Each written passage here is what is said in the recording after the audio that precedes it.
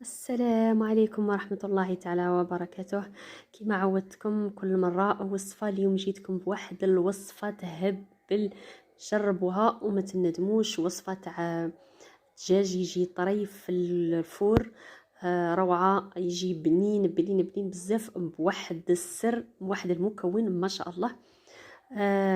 هنايا كانت عندي دجاجه فيها تاع كيلو ولا كيلو ورطل، ولا لا هذه انا اللي كانت عندي. كل واحد وعلى حسب المقدور تاعه واش يقدر يدير.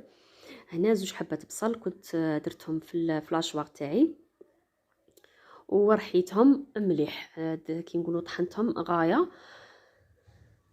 باش درتهم مع المقادير اللي كنت مسحقيتهم. هنايا ندو هذاك البصل نخلوه دو كوتي ونبدو نديرو فيه لافارس. هنا زيت زيتون كان عندي، درت واحد شويه، ودرت زيت نباتي عادي، مغرف تاع ملح، مغرف تاع حرور، وراس الحانوت. هنايا فلفل احمر حلو، وهنايا درت كركم، شويه تاع زعفران، شويه تاع سكينجبير، ودرت تاني شويه تاع الكمون. ما تكتروش، واحد القرصه برك، شتوني شحال درت.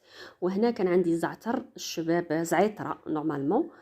وهنا زوج مغارف كبار تاع معدنوس ومغرف تاع خل. وهنايا نجيبو هذاك البصل اللي كنت طحنته مليح، شوفوا كي راني طحنته غايه بيان ميكسيه، وزيدي ديريه مع هذيك الدرسه. هنايا كانت جاتني شويه ناشفه، رحت زدت لها شويه تاع الزيت وخلطي مليح مليح مليح مليح هذيك لافارس تاعك.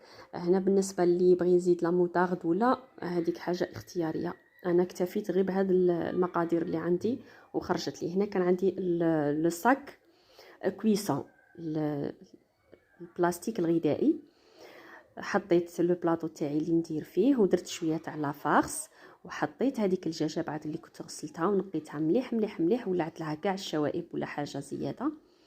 ديريها كيما هكا، شوفي كيفاش انا ربطت لها رجليها، ولا حزميهم بخيط تاع الطبخ. ولا هنايا تروحي تحطي هذيك الدرسه فوق الدجاجه نيشان تاعك، وديري هكا، فوتي كاع الاماكن اللي قدرتي تفوتيها، ما تقطعيها، ما ديري فيها خدمه كيما راهي.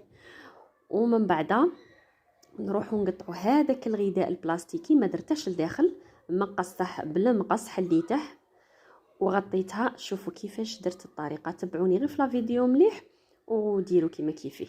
ورحت جبت ورق الطبخ اللي هو هذاك البابي كويسون، ودرته هكا، غطيت به كامل الدجاجه تاعي، ورحت درتها في الفرن على درجه حراره 180 ولا 200 درجه، وخلوها واحد النص ساعه ولا ساعه تكون واجده.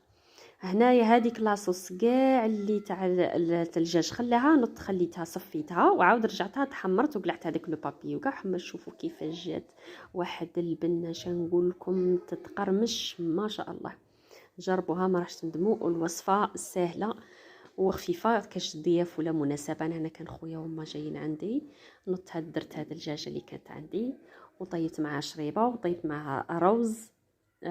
غليته، درت له الرند وقرفه ونجمه، ودرت له شويه تاع زعفران وصفيته، درت له شويه تاع الزبده وحطيته معها. هنا السلق كنت درت له وصفه سبيسيال، ومن بعد نقول لكم عليها ان شاء الله. شوفوا هذيك لاصوص كيفاش جات دايره، ما شاء الله، ما تامنوش، واحد البنه واحد الريحه تقول انت شريتيها من برا.